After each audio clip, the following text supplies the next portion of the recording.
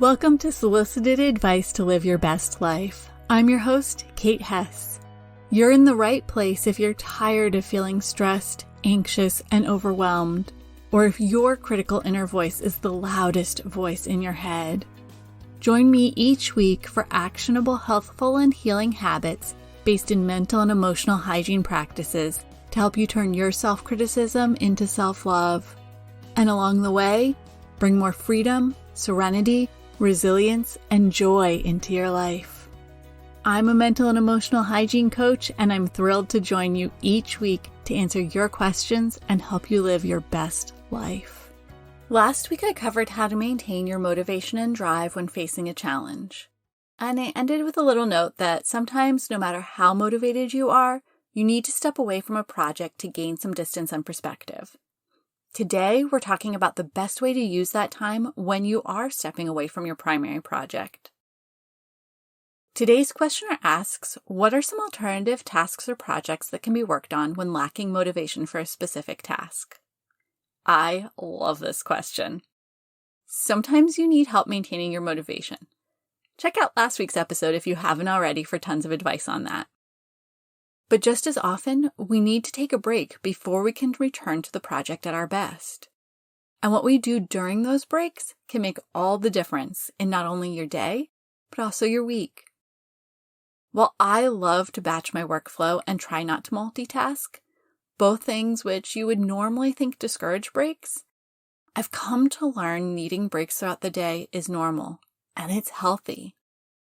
If you're listening to this episode while driving, doing the dishes, folding laundry, or working out, don't worry about taking notes. I've done it for you. You can download the worksheet for this episode at nourishnestabreathe.com/P32. That's P as in podcast and the number 32. And if you want to make sure you never miss a worksheet, sign up using the link in the show notes to get any handouts delivered right to your inbox each Tuesday morning. If you've been listening to the podcast for a while, you might remember back in episode 18, I talked about breaks being a critical piece of productivity. I cited several studies which found that when people take breaks, they come back to the task at hand with more novel ideas and ignited creative problem solving.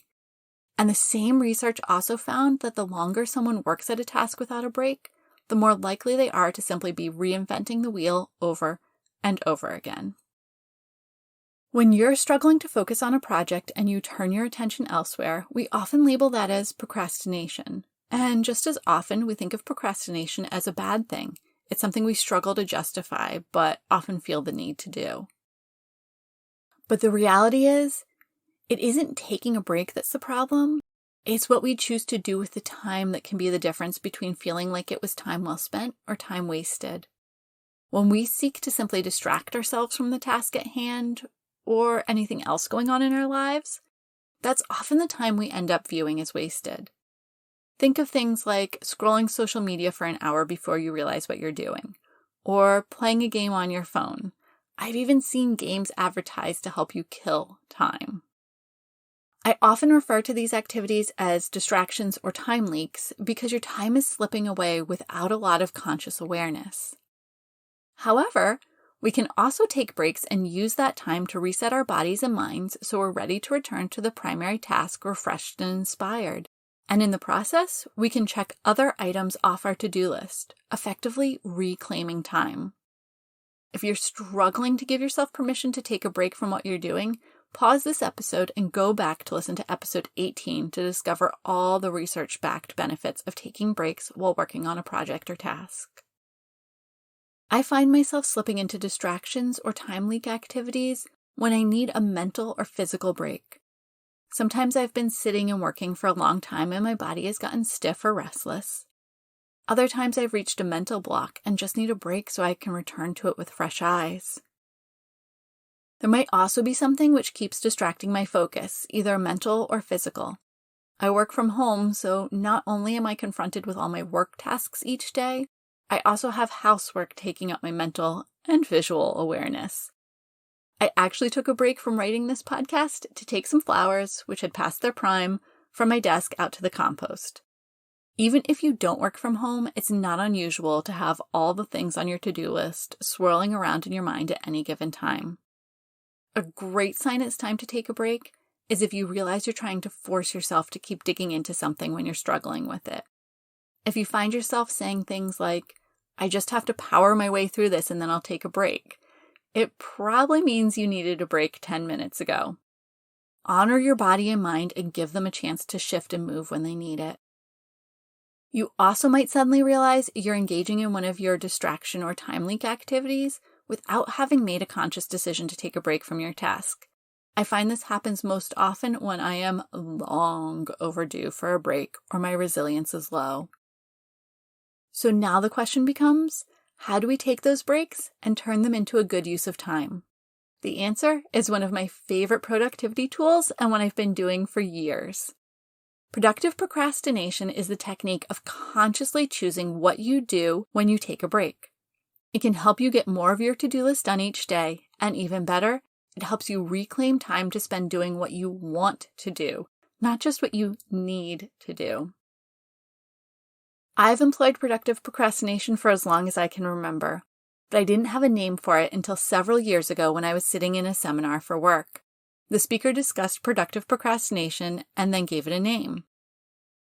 In past episodes of the podcast, we've talked a lot about removing tasks from your to-do list.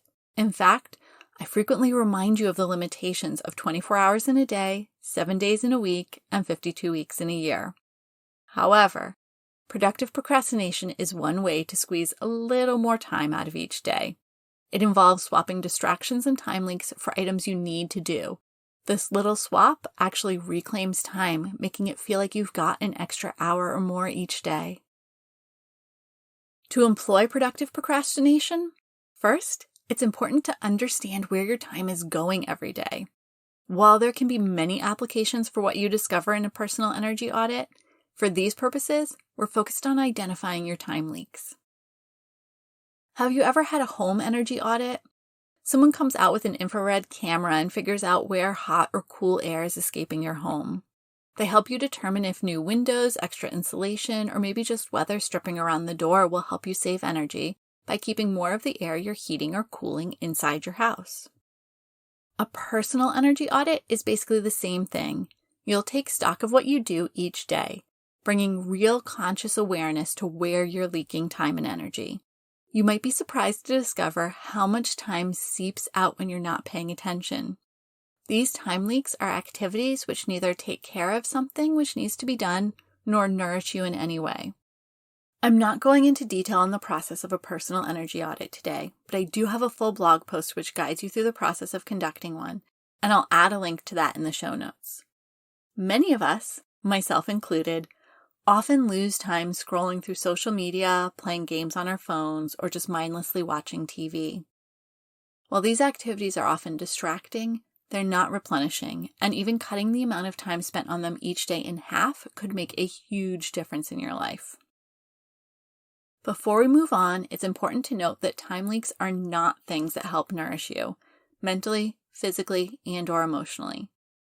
Those activities that nourish you are self-care, and self-care is a necessary part of your everyday and not something to be regarded as a time leak. If you're not clear on the distinction between self-care and distraction, check out episode 4 of the podcast and grab your copy of my free self-care toolkit. I'll add a link in the show notes. Okay, so now that you know where you're leaking time, it's also important to have a list you can refer to of what you need to do so you can easily pick tasks when you need a break. Here are some things to think about when creating your to-do list. Work projects and tasks. This includes both routine things like filing and cleaning up your inbox and one-off tasks that are associated with a specific project like writing a report or creating a slide deck for an upcoming presentation. Home projects and tasks. Again, this list includes both routine things like laundry and emptying the dishwasher, and special projects like dropping off the things you decluttered at the thrift store. If you don't work from home, you may want to divide this list into 2 categories. Things you can do anywhere, like scheduling an oil change, and things you can only do at home, like vacuuming the house. And don't forget self-care activities. You may include these in your home projects list, but make sure you include them somewhere. If you don't currently have a consistent self-care routine, or if you feel like you could use a little extra support in that area, productive procrastination is a great way to work it into your day. If you're not sure how to build this list, the self-care bingo in my self-care toolkit is a great place to start. Again, I'll add the link to the self-care toolkit to the show notes. Play around to find the system that works best for you. For a long time, I kept all of these lists in my planner, which allowed me to include all appointments or other time commitments in the same place.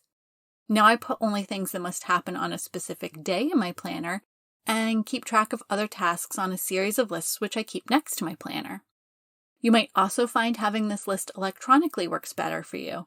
The most important thing is that you'll regularly refer to it and have it available for easy access whenever you need to take a break. Now you'll have 2 lists which you'll be referring to throughout your day. These lists should be your time leaks, activities where you spend chunks of time almost every day distracting yourself but not nourishing yourself, and everything you want to get done that day. This should include all the to-do items we identified above.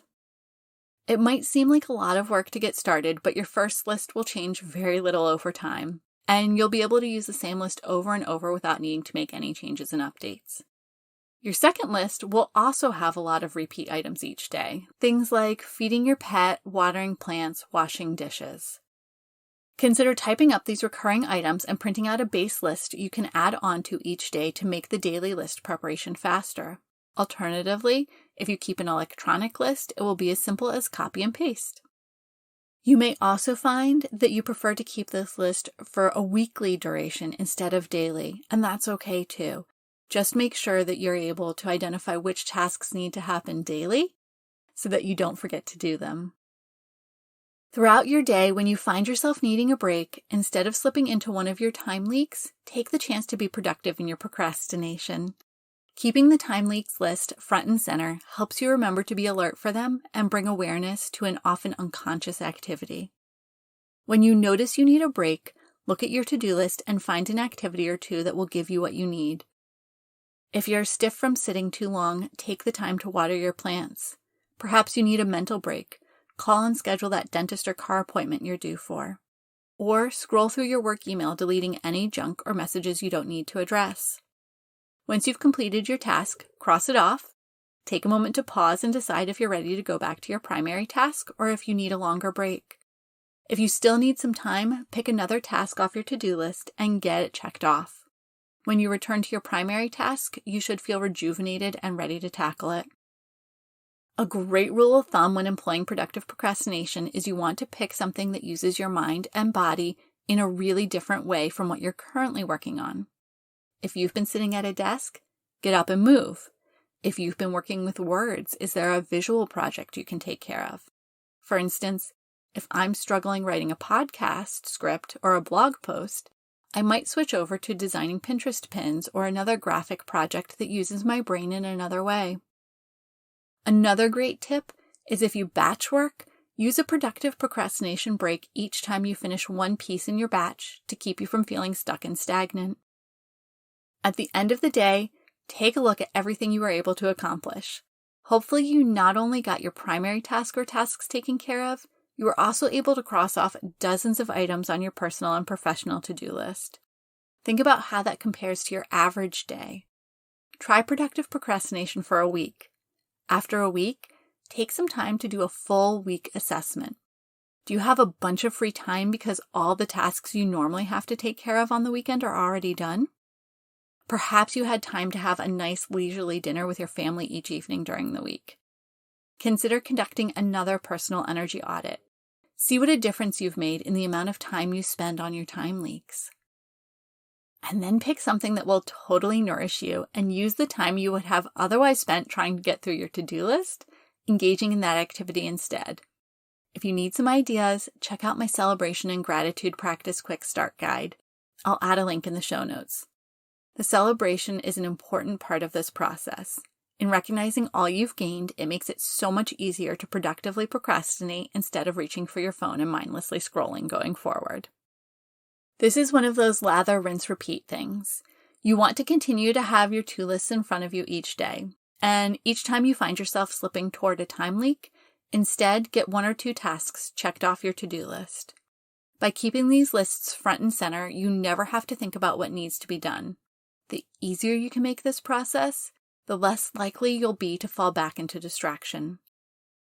And don't forget to download the worksheet for this week's episode, which guides you through the process of productive procrastination and includes a link to Canva templates you can use for your lists. You can get your copy at nourishnestabreathe.com/P32. That's P as in podcast and the number 32. Thank you so much for joining me today for this episode. Please hit subscribe wherever you receive podcasts. If you've got a question that you would love to hear addressed on a future episode, please submit it using the form on my website at nourishnestabreathe.com/podcast. I'll include that link in the show notes. And remember, living your best life isn't about changing your life. It's about changing the way you show up for your life. Thank you so much for joining me for this episode of Solicited Advice to Live Your Best Life. If you enjoyed this episode, please take a moment to leave a rating and review wherever you subscribe to your podcasts. Your rating and review makes it possible for other people just like you to discover this podcast.